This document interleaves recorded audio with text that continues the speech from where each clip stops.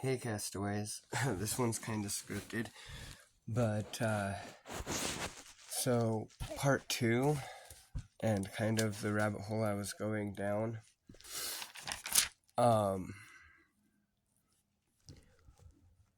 So according to the census in January this year, 2023, we live in a country that's roughly 334 million people. Out of that, let's lowball a 30% of us are the working class. That's not including people that are retiring that are also paying the government, Let's say if everybody in that working class, which I know this is not true, is making $15 an hour, and we pay roughly between 10 to 15% of what we make to taxes. Actually, it's like 7.5, so about 10% of our taxes if you really want to round up all the way. Our government makes roughly about 340 billion, if not more, per year on us. So, how are we in debt? Oh yeah, that's right. That's because we send billions of money to other countries when the people here in our own country are starving. Me and my girl work full-time jobs. I'm a cook, she's a waitress, and even if I didn't have child support, because I was talking to another cook who makes the same amount as I do, maybe a little bit more, and he's still unable to make his ends meet. We're looking about $15 an hour. That's about minimum wage, right? So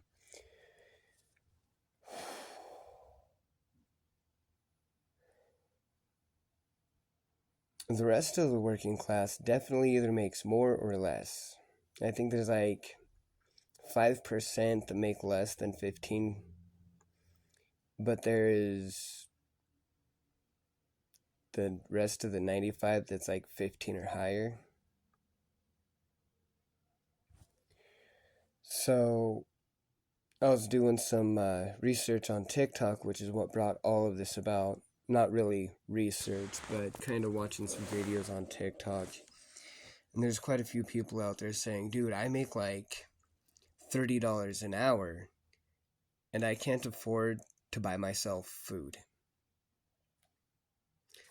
Government should have something in place where, if you can't afford food, you should be able to get on this program so that way, you can still eat. Oh, wait, they do. It's called food stamps. And if you gross too much, not net, not after everything's been taken out, but if you gross too much, you don't qualify. Okay. Now, out of that 30%, there's about 10 to 15% of the working class that pays child support. Child support per child is anywhere between 15 and 25% of your check. Now, I myself have 2 cases, which takes up literally half of my paycheck. I know there are people out there that only have 1 or have more than that, and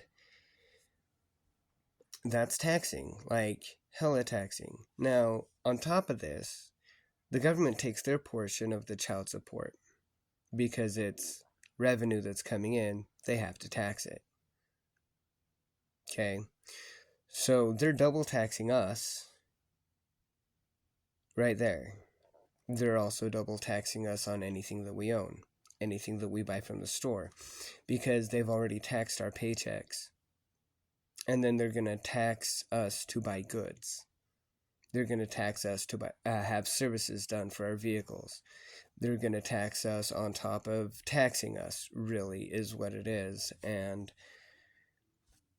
just off the working class alone, they're making $340 billion at minimum per year.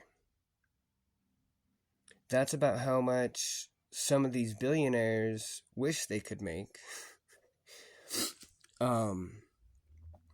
But even at that, the billionaires don't, multimillionaires and billionaires, the top 1% can find loopholes.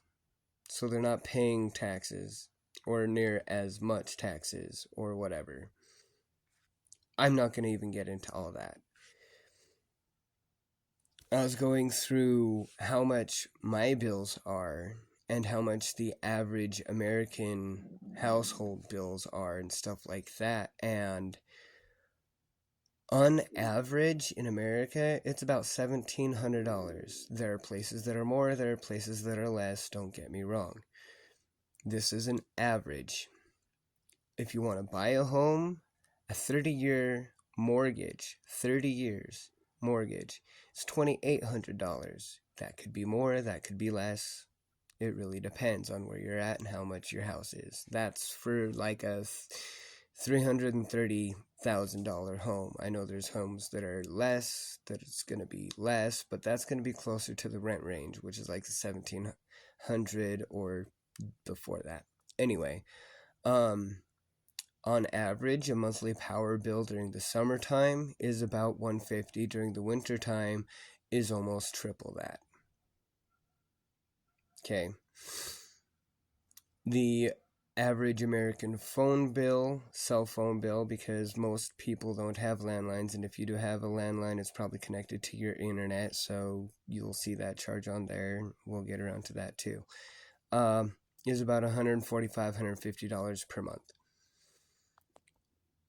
Now, healthcare. Something that, like healthcare insurance, you're looking about $400 to $725, even more, per month. Auto insurance, $179 or higher, maybe less. Really depends on who you go through and whatnot else, but that's on a monthly. Average fuel cost is $3.25 per gallon. There are places where it's more, there are places where it's less, just hear me out. Cost of food, monthly, for a household of 4 people, that's what I did it on because that's what I have. That's $1,000 for food. And if you do own a home, your annual property tax on average is anywhere between $1,500 or higher, depending on your land, so on and so forth. Now, if the average American's making $15 an hour, and he's got all of these expenses, we can't afford half the shit that we need. We can't afford half the food that we need. We can't afford the health insurance, that's for sure. You're lucky if you can get on to like some sort of auto insurance for less than $100. I mean, if you do the math, we're literally strangling ourselves in debt, and we're not getting paid at all for it.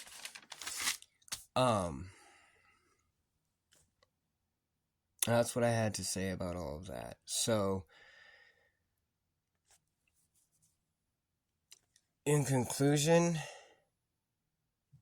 we really need to figure out where the money's going, because this government is not showing us, they're not giving us any incentive to pay the taxes. There's no reason for it. The money that we do pay in either gets outsourced or put into their pockets, is what it seems, because there's no money left over.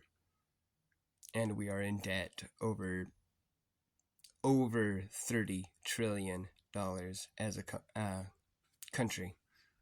So, there is that. This is part 2. There might be a part 3 if I decide to go back down that rabbit hole. Anyway, much love, castaways. You guys have a great day.